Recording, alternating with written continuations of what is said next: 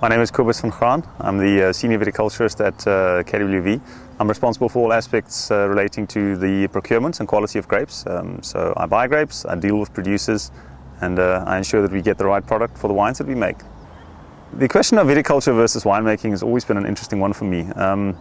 I think looking back now, I've got a bit of a different take on it. But originally when I started studying, I was definitely more interested in the outside environment. I enjoyed working with plants, and I thought this would be a good way of expressing myself.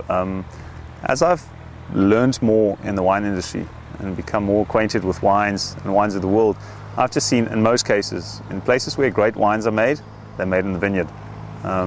You can have the best possible winemaking facilities, best possible winemaking technology.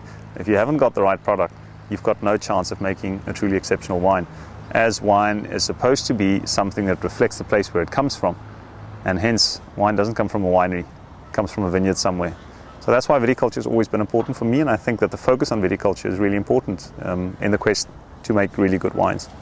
A typical day in December for me is one where we would go and evaluate the vineyards on a regular basis to see if what we've set out to achieve in the beginning of the season has been achieved.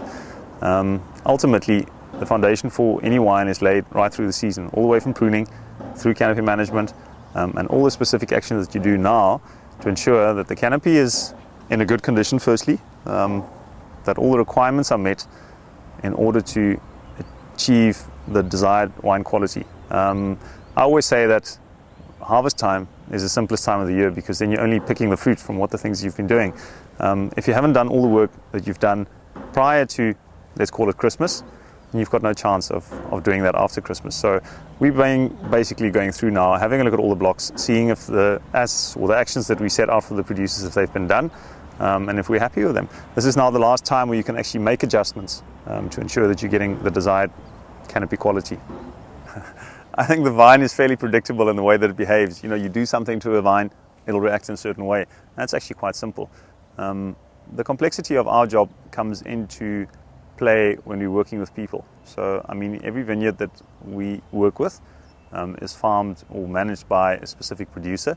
And I think that challenge in managing relationships is the one aspect that ultimately either results in success or in failure, because you are only as good as the jockeys that run the horses, and in our case, the horses of the vineyards.